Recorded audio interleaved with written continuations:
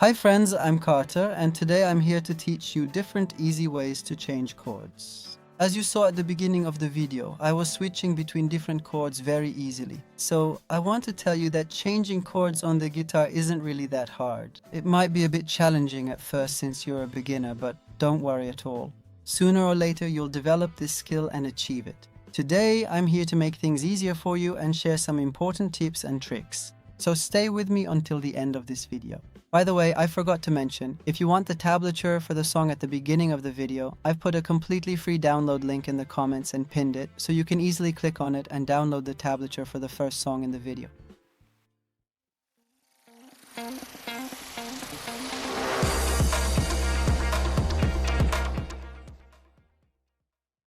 Very good, friends. Before we start, let's first examine where the main root of chord changing problems on the guitar comes from, and what is the biggest mistake beginners make when changing chords. Look, friends, except for hitting the strings while changing chords or being slow at it, none of this has anything to do with your talent. This problem arises exactly from a lack of muscle coordination. In fact, it's true that the brain knows the positions of the chords, but the fingers have muscle memory, and to strengthen this muscle memory, we need to do a series of exercises so that the fingers can find the chord positions on the guitar neck without thinking and grab them very quickly.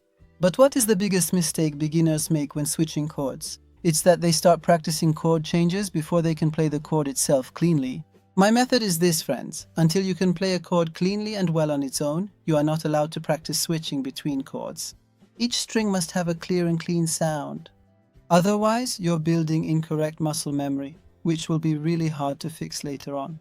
Now, if you're ready, pick up your guitar and let's get to practicing. Before we start, let's assume that our chord progression is as follows. E minor, G,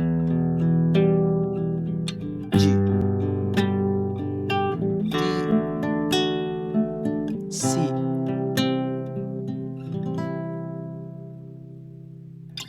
Don't worry at all about how difficult this chord cycle is.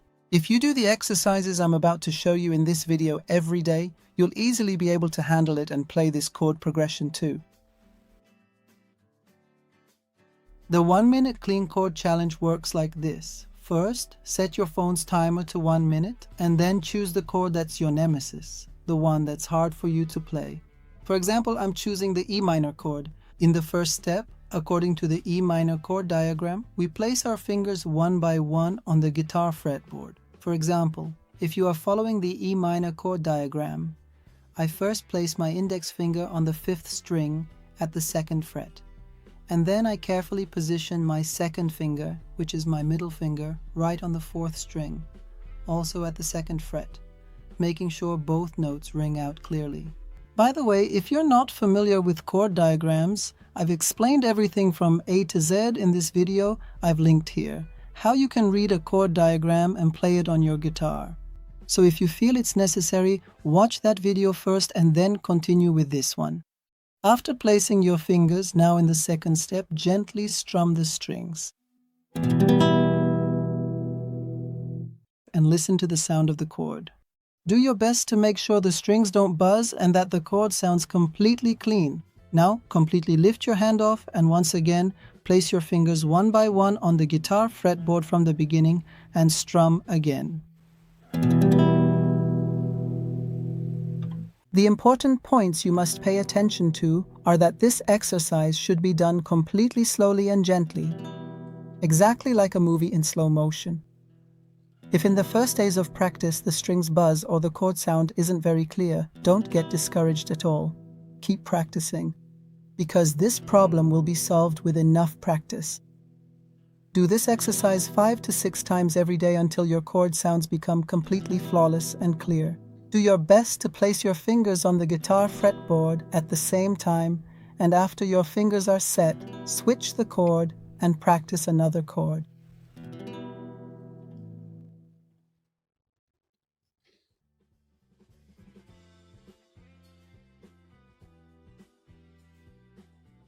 Alright friends, let's assume that we've practiced each of our chords individually, our chords sound clean, and our fingers are somewhat prepared. Now we want to know how we can switch smoothly between these chords and gradually increase our speed. For this we use paired chord exercises. Of course, there are also two very important techniques that we'll cover at the end of the video. Alright, look friends, there's a famous saying that goes, "No one can eat an elephant all at once, you have to do it bite by bite." We're going to do exactly the same thing for this chord cycle. Switching between several chords in succession is really difficult for a beginner. That's why we break the chain of chord changes and practice the chords in pairs, and in the end, we put them all together. Similar to the first exercise, in this exercise we set the timer for 1 minute. We choose 2 chords to practice.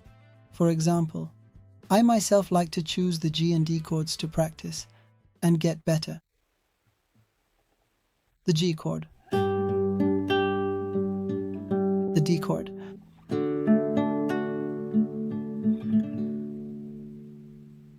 I have previously practiced these 2 chords individually and am now ready to switch between them. At the beginning, the speed of chord switching doesn't matter at all.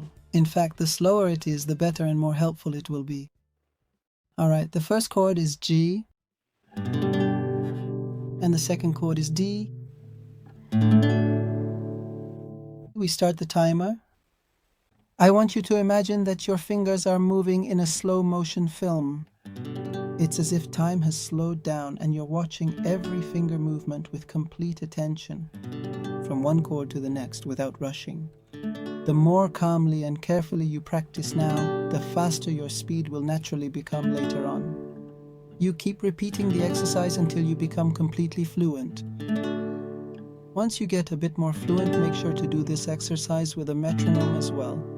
That means again you set a 1-minute timer and do this exercise at slow speeds, for example at 60 BPM, and switch between chords. If you do this exercise 5 to 6 times a day, you'll see magical results after just 1 week. Now let's move on to the next 2 chords, chords D and C.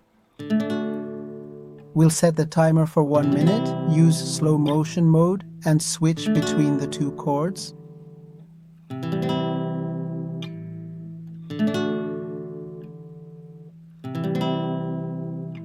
I'm going to speed up the video a bit so it doesn't get too long.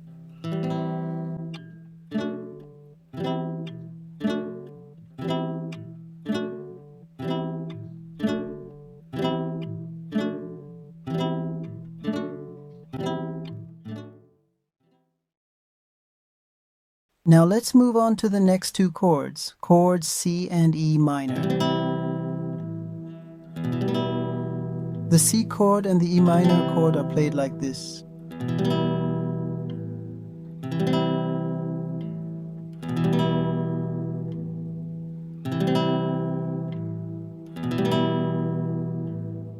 We'll set the timer for 1 minute, use slow motion mode, and switch between the 2 chords.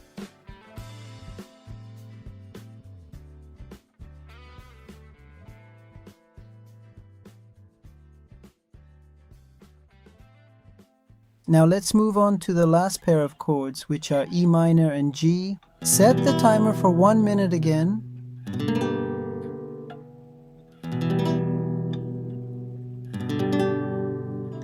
Don't forget the slow motion mode and switch between the 2 chords.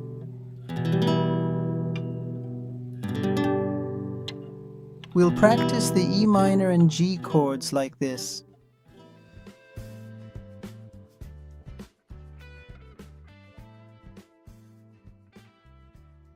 And now we've reached the 2 golden and awesome techniques that I promised to tell you at the end of the video. Let's go and take a look at these 2 techniques together.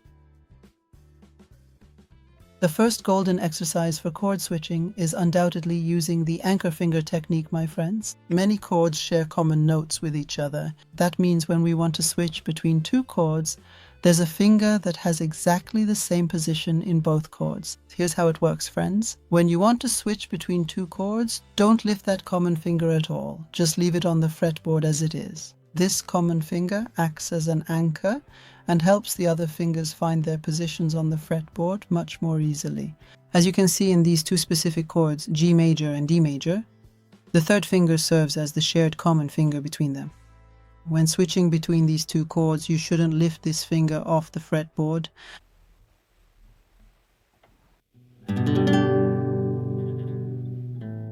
It acts as an anchor, the third finger, and the D chord.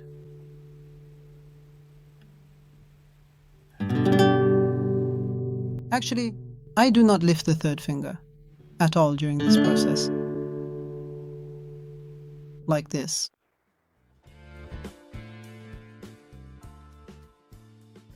The second golden technique is the timing trick technique. This exercise is very useful. Especially when you practice with a metronome, it becomes more apparent and helps you even more. This trick is that you don't necessarily have to hold the chord until the very last hundredth of a second before moving to the next chord. You can lift your hand a little earlier, let the open strings ring out for a short moment, and then form the next chord. Let's go and practice the timing trick exercises together. For example, in this exercise, I want to use the timing trick technique. At first, I want to play slowly so you can catch what I'm doing. Let's get started.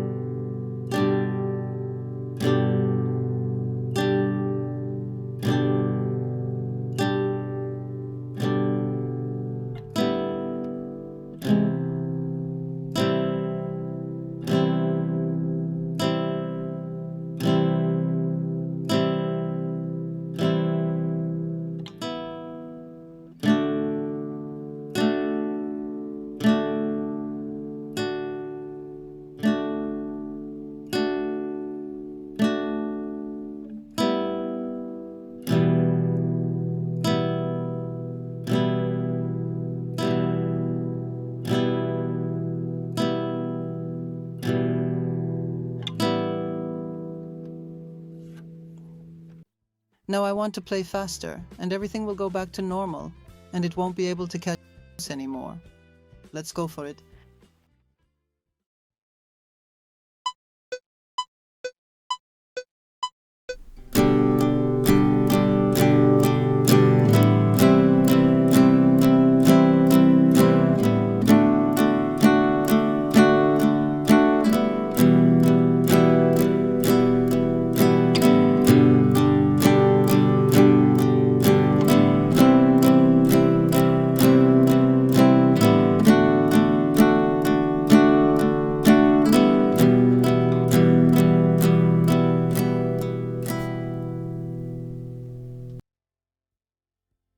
Alright friends, we've reached the end of the video. All the backing tracks and tablatures mentioned in this video have been uploaded to the website, and you can download them completely free of charge. The direct link to download these files is also conveniently located right down in the comments and the caption, and you can simply click on it to go directly to the website and download all of these completely free of charge.